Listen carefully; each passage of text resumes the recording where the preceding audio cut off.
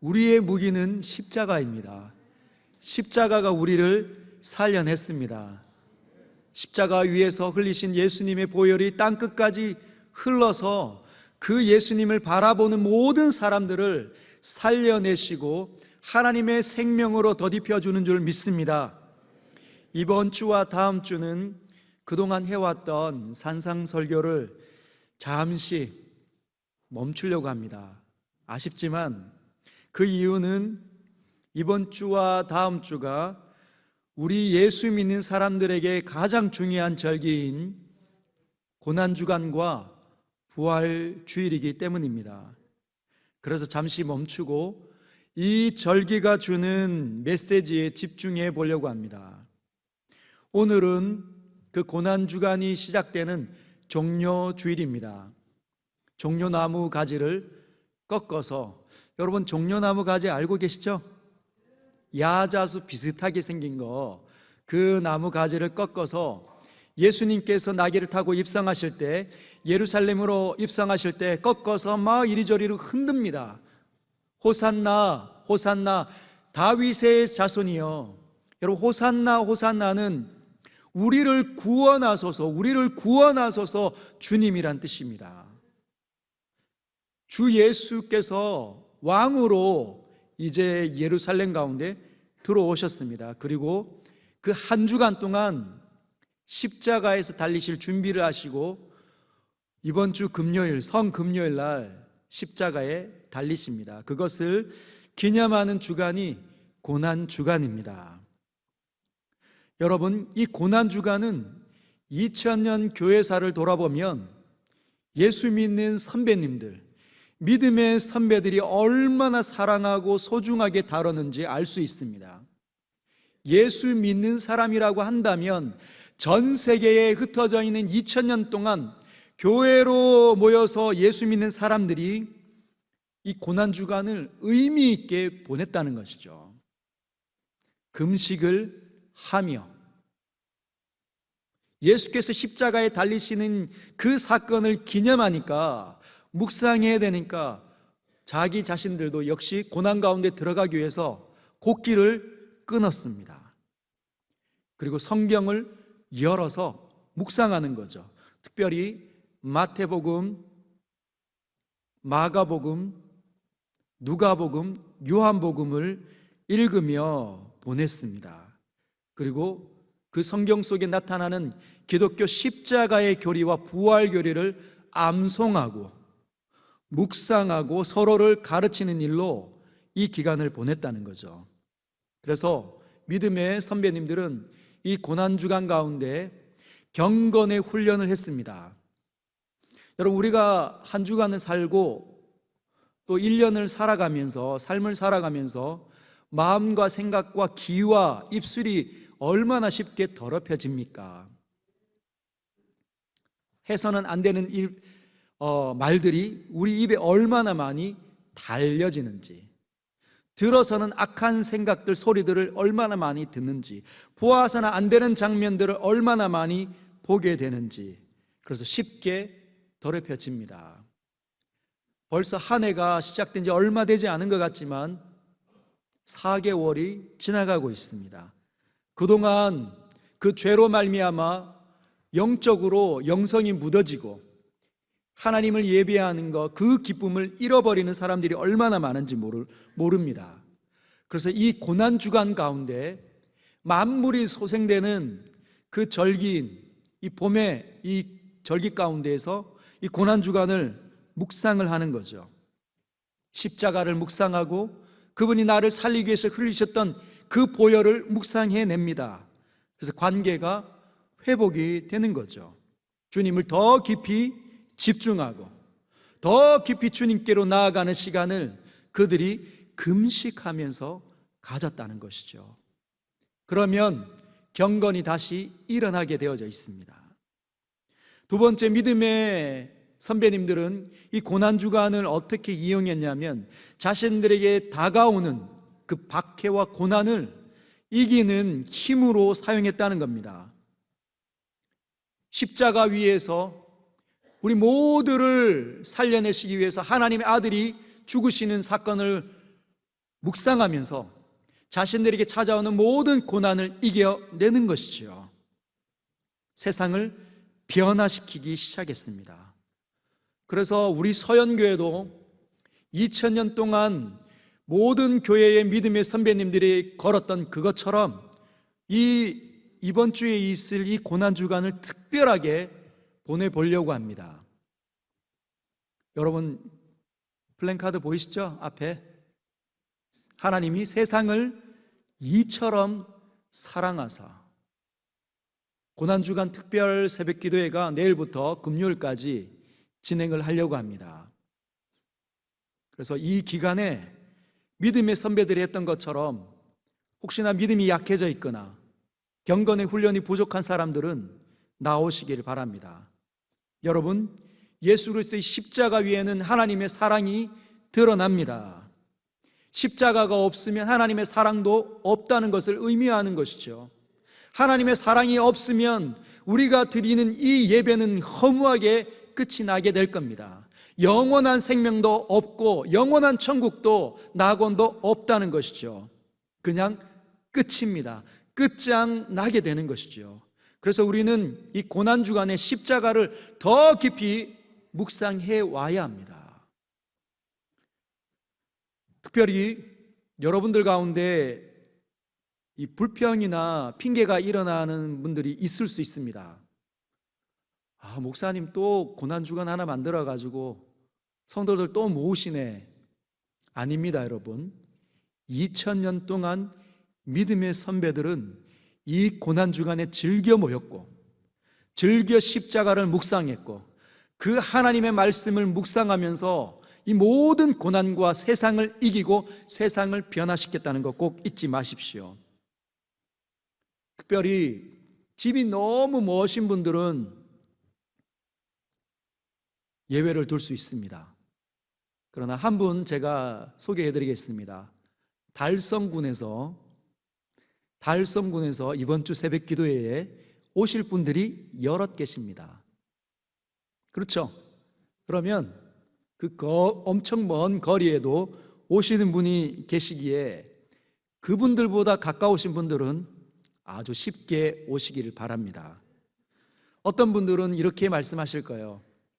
목사님, 그냥 27분 이번 달 23일 날 임직을 받으시는 우리 장로님 5분, 집사님 11분, 권사님 11분, 그분들만 좀 모아서 열심히 훈련시키면 안 되겠습니까? 안 됩니다. 모든 성도들이, 예수님을 믿는 성도들이 함께 모여주십시오. 특별히 다음 세 부류를 제가 설교 가운데 여러분들에게 소개할 텐데 이 세 부류에 나는 해당된다. 그러면 그분은 나오셔야 됩니다. 첫 번째 부류의 성도들이 있습니다. 첫 번째는 영적 침체에 있는 성도들입니다. 본인이 영적인 침체 가운데 있다고 생각이 드시는 분은 내일부터 시작되는 고난주간 특별 새벽기도에 나오셔야 합니다. 여러분, 영적 침체가 뭘까요? 말 그대로 영성이 침체입니다. 영성이 바닥인 것이죠. 이 영혼의 기능이 뭡니까? 이 영혼은 하나님을 바라보게 되는 건데 이 영혼의 기능이 바닥이라는 거예요. 하나님을 바라보지 않는 사람이라고 생각이 든다면 그는 침체를 겪는 사람입니다. 영적인 침체 가운데 들어가는 사람 목사 있겠습니까? 없겠습니까? 있습니까? 없습니까? 있습니다. 하나님의 말씀을 증거하고 가르치는 목사도 영적인 깊은 침체 가운데 들어갈 수 있다는 거예요. 두 번째, 교회의 장로님으로 세워져서 수많은 일들을 정말 내 일처럼 돌보시는 우리 장로님들, 영적 침체 가운데 들어갈 수 있습니까? 없습니까? 있습니까? 없습니까? 우리 장로님들이 대답해 보십시오. 들어갈 수 있습니까? 없습니까? 예, 있다고 얘기하시네요. 그리고 권사로 직분을 받아서 정말 병약한 사람들, 신앙이 약한 사람들을 찾아다니며 말씀으로 기도로 세우고 권면하는 우리 권사님들, 영적인 침체에 있을 수 있습니까? 없습니까? 권사님들이 대답해 보십시오. 네, 있다고 말씀하시잖아요.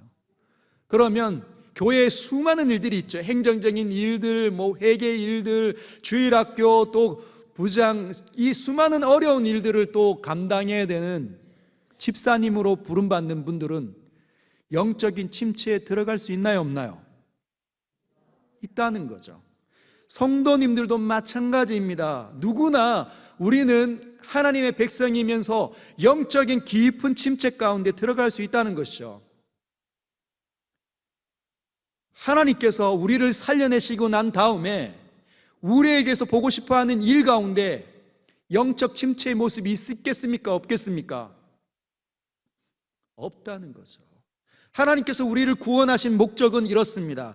요한복음 10장 10절, 내가 온 것은 양으로 생명을 얻게 하고 더 풍성히 얻게 하려 하는 것이라.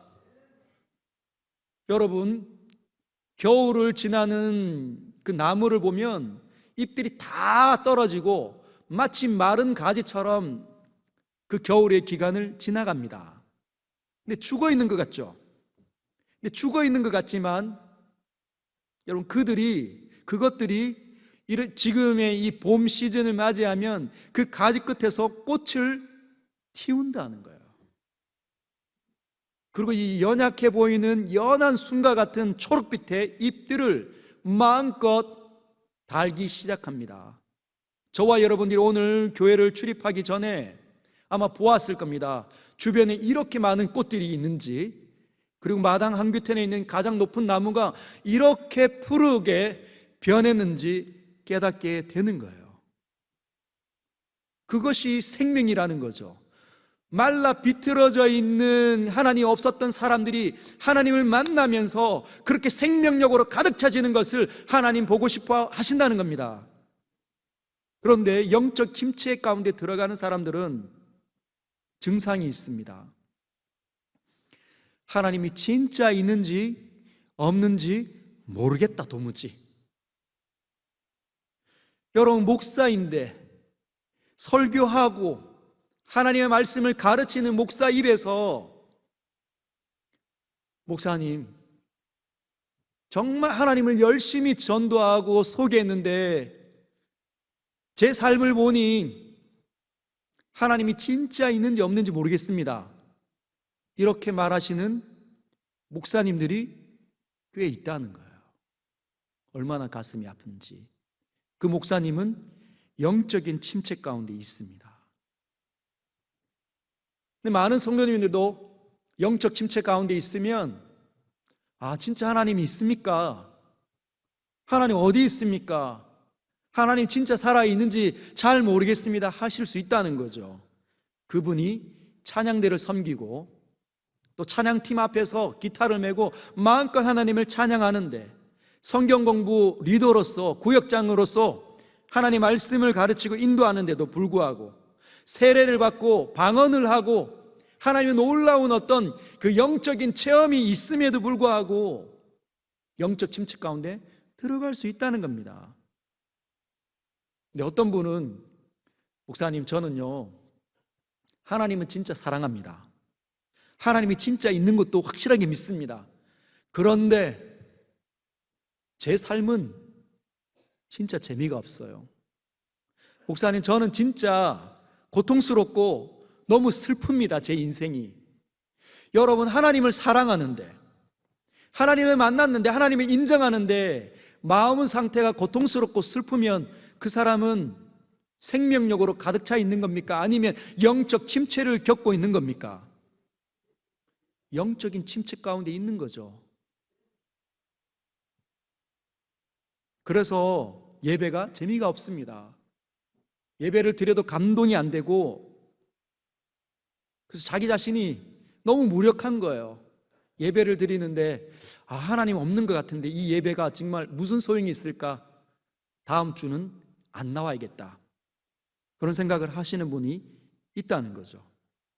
그리고 그분들은 세상이 너무너무 재미있습니다. 세상이 너무너무 재밌고 또는 세상이 너무너무 재밌지 않더라도 세상이 너무너무 커 보이는 거죠. 하나님께서 나에게 주실 하나님의 나라, 그 천국은 보이지 않기 때문에 너무너무 작아 보이고 인식도 안 되지만 세상은 너무너무 커 보이고 세상에 끌려다니기 시작하는 겁니다. 그래서 먹고 사는 일에 많은 시간을 들입니다. 여가는 즐기지만 신앙적인 일은 그들에게서 찾아볼 수 없게 되어져 있다는 거죠. 이것이 신앙의 위기입니다. 지금도 예배 가운데 눈 이렇게 뜨시는 분이 있으시죠? 있습니다. 왜 그럴까요? 하나님의 일을 감당하지만 본인은 몰라요. 이것이 위기인지를. 여러분, 하나님을 만나면서 하나님을 기뻐하고 즐거워하는 건 성도의 마땅한 함입니다.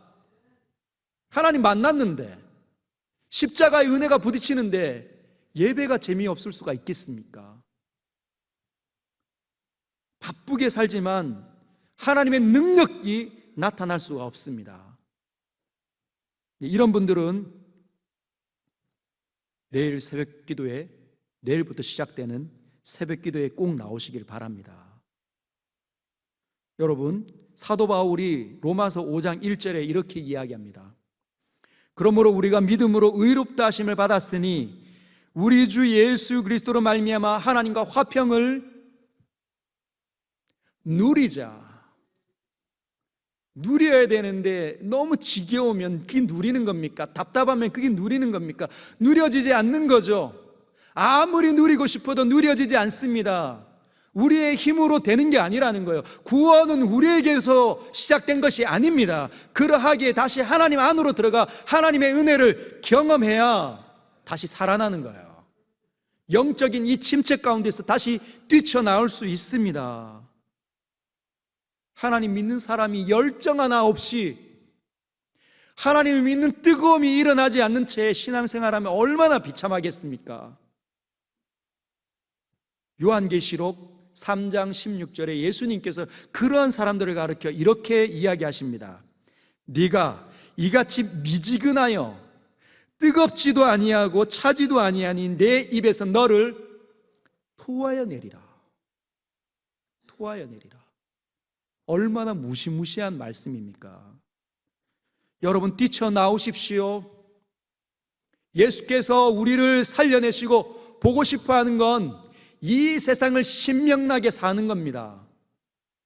하나님의 이름으로 사람들을 용서하고 사람들을 사랑하고 사람들을 받아내고 사람들에게 나눠주고 사람들을 격려하고 위로하는 그 어마어마한 일이 우리에게 허락되어져야 합니다.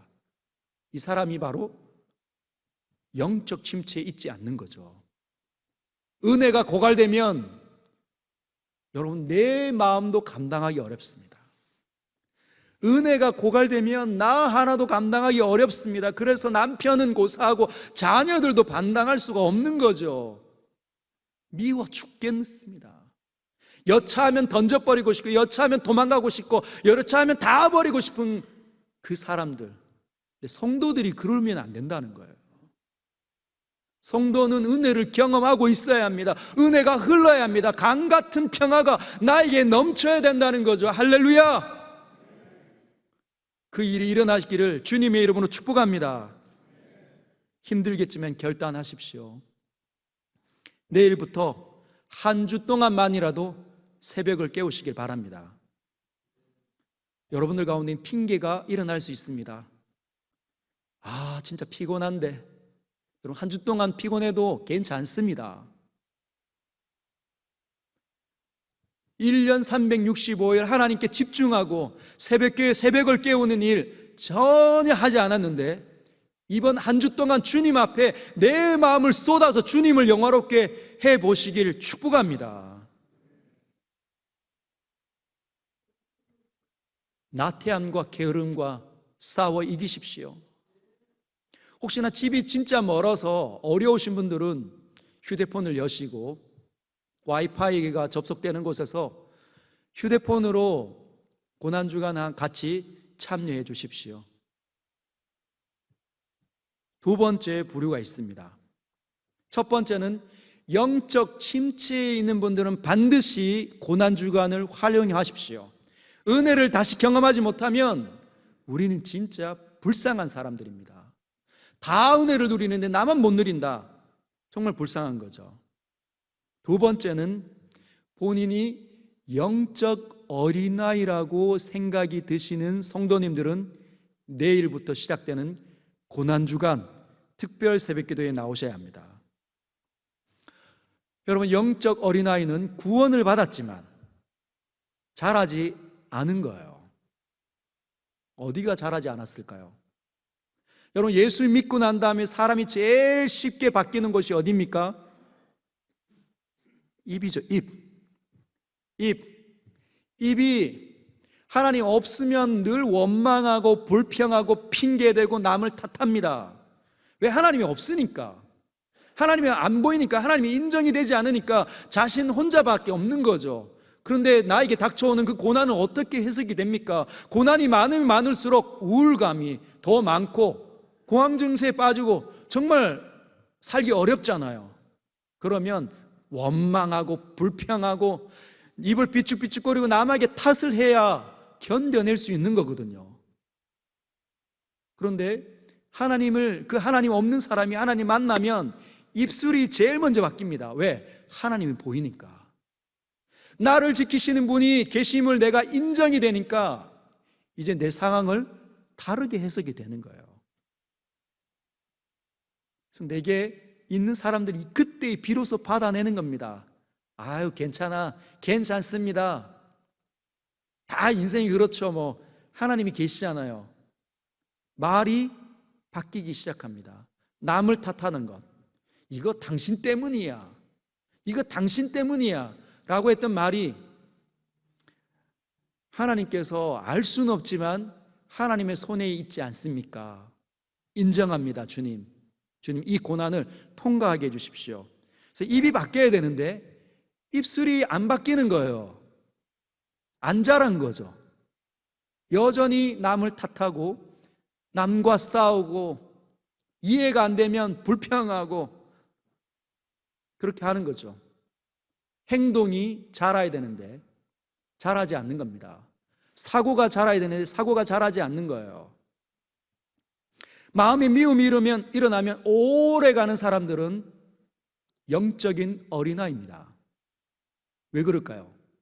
하나님 없을 때에는 누구든지 마음에 이렇게 미움이 일어나고 시기가 일어나고 질투가 일어나면 삐죽삐죽 거리잖아요. 섭섭함이 올라오면 마음이 오래 갑니다. 잘 안 풀어지잖아요.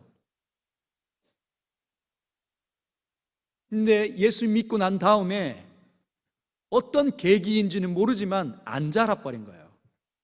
그러니 훈련이 안 되는 거죠. 잘한다면 이 마음을 다루는 능력이 생겨야 되는데 이 마음을 다루는 능력이 생기지 않는 거예요.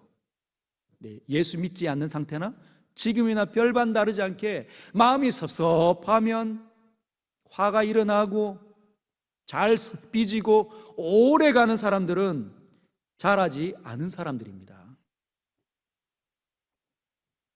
그리고 자꾸만 복수하고 싶고 마치 복수의 화신처럼 늘 화를 오래 낸다. 그러면 영적인 어린아이라는 거죠. 그분들을 가만히 들여다보면 그들의 신앙 여정 가운데 어떤 계기가 일어났어요. 나쁜 사람이 찾아오든지 아니면 마귀 사탄인 영적인 실체에 의해서 고난 가운데 들어갔는데 그것이 제대로 해석이 되지 않고 멈춰진 겁니다. 그래서 장애가 일어난 거예요.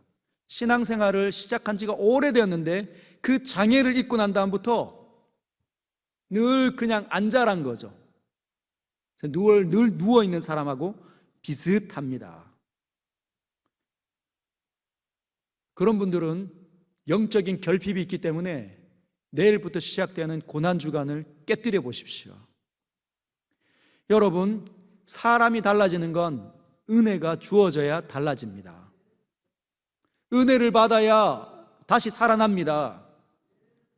근데 고난주간은 은혜가 진짜 많이 펼쳐지는 한 주간이에요. 왜 그렇습니까? 이 고난주간 가운데 많은 성도들이 은혜를 체험하고 경험하게 되죠. 왜 그렇습니까? 고난주간에 무엇을 묵상하죠? 십자가를 묵상하기 때문이에요. 십자가 십자가 내가 처음 볼 때에 나의 마음의 큰 고통 사라져 오늘 믿고서 내 눈 밝았네 참 내 기쁨 영원하도다 십자가 십자가 내가 처음 볼 때에 나의 맘의 큰 고통 사라져. 여러분, 십자가를 처음 경험하면 내 마음의 모든 저주가 사라집니다. 송두리째 하나님께서 동이 서에서 먼 것처럼 우리 안에 있는 모든 저주를 단번에 없애신다는 거죠. 그게 믿겨지는 겁니다. 그게 믿겨지는 것이 은혜예요. 은혜. 우리가 은혜가 내 마음 가운데 부어질 때 예수가 보이는 것처럼 다시 은혜가 나에게 부어지면 장애가 깨뜨려지는 거죠. 그동안 녹이 쓸어있던 그 모든 영성 가운데 다 부서짐이 나타나서 한 발짝 한 발짝 다시 걷기 시작하는 겁니다. 내게 은과 금은 없거니와 내게 있는 나사렛 예수의 이름으로 내게 명하노니 일어나 걸어라.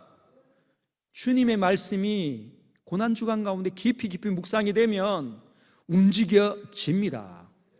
멈춰있던 이 말이 부드러워지는 거죠. 그 악한 말들이 쏟아지는 이 입이 선하고 복되고 찬양하며 영광을 주님의 앞에 올려드리는 복음을 증거하는 거룩한 입술 되는 거예요. 손과 발이 움직여집니다. 사과하러 가고 용서하고 등을 두드리고 별건 아닌 것처럼 마음을 같이 나눌 수 있는 사람이 그때 되는 겁니다. 사랑하는 여러분, 엠마오로 가는 두 제자 기억이 나십니까? 예수님께서 부활을 하셨는데 아직 그 제자들이 부활의 이야기를 못 들은 거예요. 엠마오로 이제 갑니다. 엠마오로 쭉 가는데 부활하신 예수님께서 함께 길을 같이 걷기 시작합니다. 그런데 그 두 제자가 함께 걸어가는 그분이 예수님인 줄을 몰라요. 왜냐하면 예수님께서는 십자가에 달리기 이전과 부활하시고 난 다음이 전혀 다른 모습이었습니다. 그래서 예수님을 눈치채지 못했어요. 그런데 그 예수님께서 그 두 제자들과 엠마오로 가는 길에서 성경을 열어서 그들에게 가르칩니다. 그리고 난 다음에 그 자리에 순식간에 사라지세요. 그들이 이렇게 이야기합니다. 누가복음 24장 32절. 누가복음 24장 32절.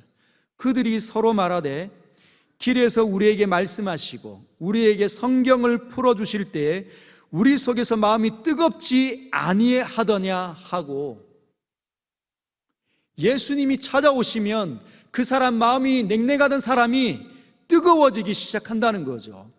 열정의 사람이 될 수밖에 없습니다. 그것이 하나님 만난 사람의 특징이에요. 성경이 열리면, 하나님의 거룩한 말씀이 열리면 마음이 뜨거워질 수밖에 없습니다. 할렐루야. 혹시 자신이 영적인 어린아이라고 생각이 든다면, 그 증상이 나랑 꼭 맞다, 그렇게 파악이 되시면 내일 새벽 기도를 깨우십시오. 세 번째 부류는 하나님의 방식이 잘 이해가 되지 않는 성도들입니다. 자신의 인생을 살지만 하나님께서 나와 함께하는 그 방식이 남들과 다르기 때문에 이해가 되지 않아요. 하나님 잘 믿으면 형통하고 잘 된다는데 나는 왜 이 모양입니까, 주님? 저 집사님, 저 장로님은 저보다 주님을 더 사랑하지 않는 것 같은데, 저분은 수요 예배도 나오지 않고 새벽 기도도 안 나오는데 왜 저렇게 잘 되고 저는 왜 이 모양입니까?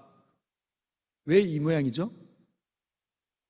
주님의 나라의 방식을 이해하지 못하기 때문에 그런 말들이 쏟아져 나오는 겁니다. 사랑하는 성도 여러분, 말씀이 묵상이 되지 않았기 때문에 하나님의 뜻들이 선하고 온전하시고 기뻐하시는 그 하나님의 뜻이 분별이 되지 않았기 때문에 해석이 되지 않는 거죠.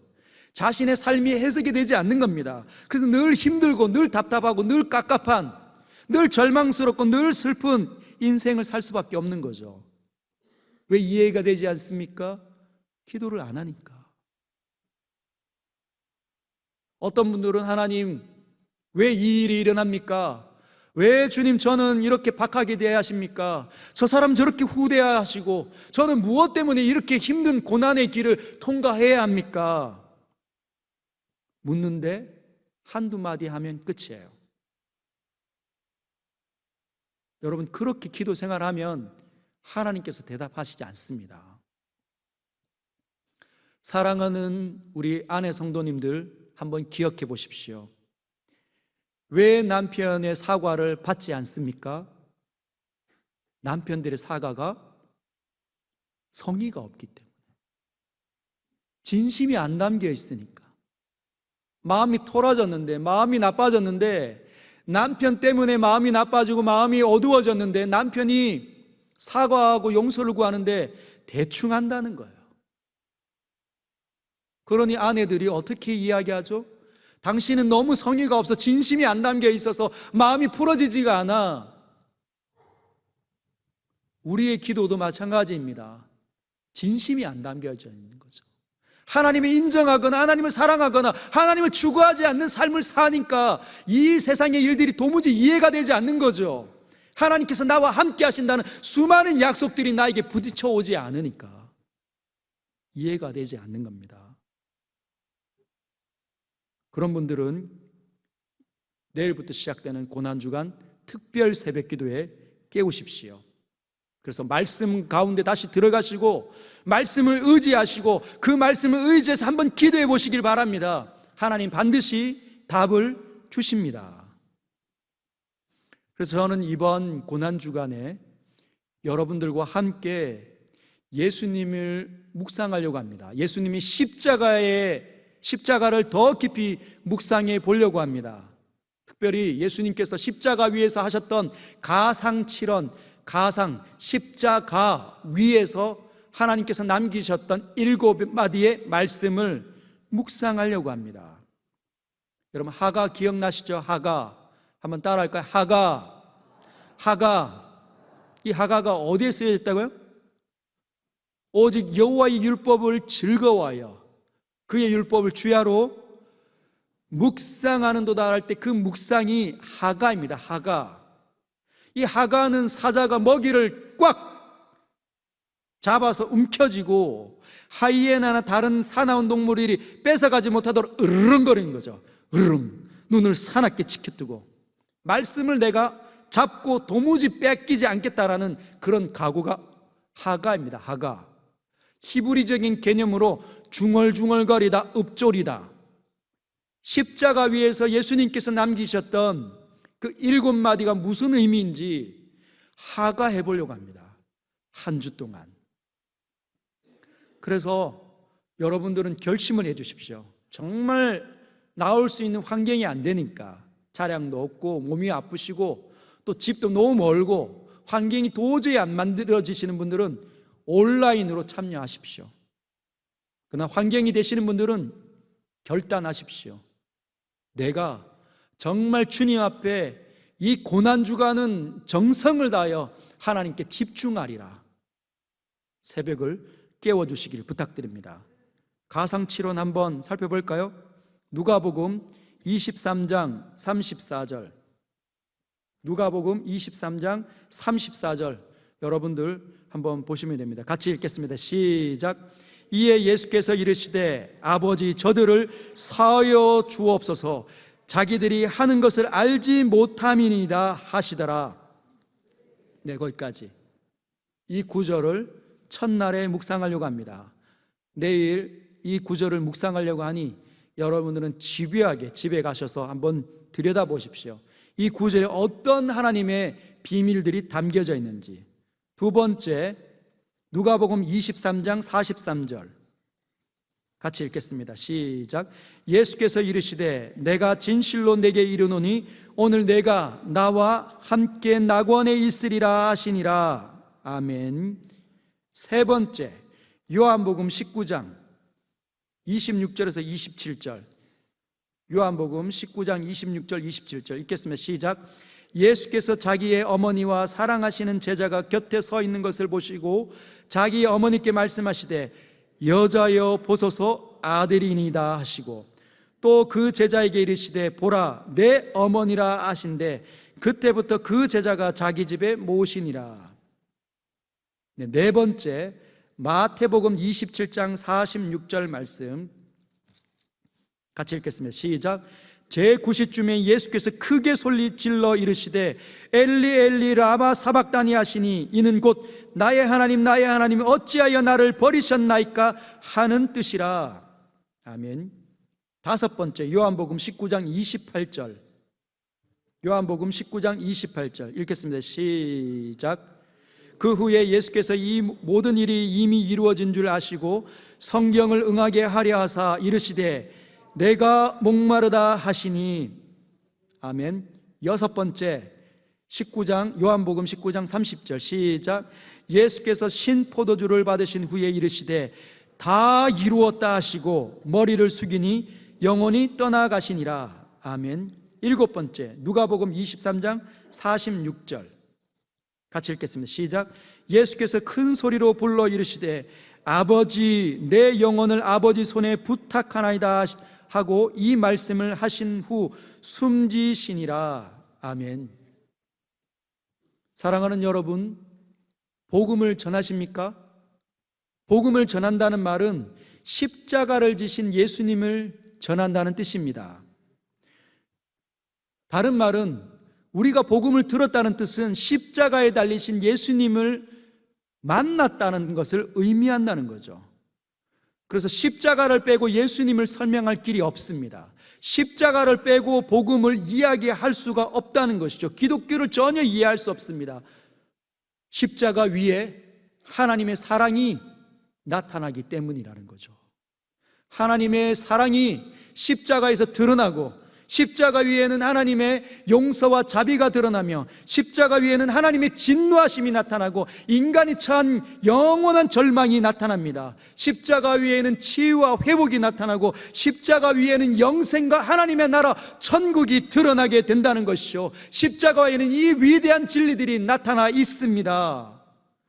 그래서 성도는 십자가를 사랑하는 사람들입니다. 오늘 우리가 읽었던 오늘 본문 갈라디아서 6장 14절 같이 한번 읽어볼까요? 성도라 일컬음 받는 사도 바울이 십자가를 얼마나 사랑하는지 같이 한번 읽도록 하겠습니다. 시작. 그러나 내게는 우리 주 예수 그리스도의 십자가 외에는 결코 자랑할 것이 없으니 그리스도로 말미암아 세상이 나를 대하여 십자가에 못 박히고 내가 또한 세상을 대하여 그러하니라. 아멘. 사도 바울이 이렇게 이야기합니다. 내게는 우리 주 예수 그리스도의 십자가 외에는 결코 자랑할 것이 없나니. 반어법이죠. 반어법은 강조법입니다. 내게 있어 자랑할 것은 십자가다. 오직 십자가만이 나에게 있어서 유일한 자랑거리다 말하는 겁니다. 성도는 십자가를 자랑하는 사람들입니다. 십자가가 자기의 인생 가운데 가장 중요한 사건으로 받는 사람들이 성도라 일컬음 받는 사람들인 줄 믿습니다. 이 세상 사람들은 십자가는 아무 의미 없습니다. 그들에게는 중요하지 않다는 거죠. 그들은 돈을 자랑하고 그들은 성공을 자랑하고 그들은 자신이 이루어온 업적을 자랑하며 자신들이 만들어 놓고 달성한 학문적인 성과를 자랑할 것입니다. 자신들의 자식과 자신들의 가정과 자신들의 사업과 자신의 인생을 자랑할 뿐이지만 성도는 그 모든 것들보다 십자가를 자랑하는 사람들입니다. 왜냐하면 십자가 때문에 모든 것 위에 뛰어나신 하나님을 만났고 십자가가 전부이고 십자가 가장 위대하고 십자가만 사랑하는 사람들이 바로 성도입니다. 우리 안에 헛된 것이 있고 그것들이 인생을 논할 때, 사람들을 만날 때 자랑할 거리가 십자가 위에 다른 것들이 있다면 우리는 다시 고난주간에 집중해야 합니다. 십자가 앞으로 더 깊이 들어가야 한다는 거죠. 사랑하는 서연의 성도 여러분, 십자가를 가장 사랑하는 사람들이 서연교회인 줄 믿습니다. 진짜 십자가를 경험하고 십자가를 추구하고 십자가만 생각하면 눈물이 나고 십자가만 생각하면 모든 것들이 만족하고 감사하고 찬양하고 주님을 영화롭게 하는 그런 일들이 일어난 사람들이 가득한 곳이 서연교회가 되기를 바랍니다. 혹시 이 고난주간을 진짜 의미 있게 보내고 싶어 하시는 분들은 7일 중에 최소 3일은 한 끼는 금식을 하십시오.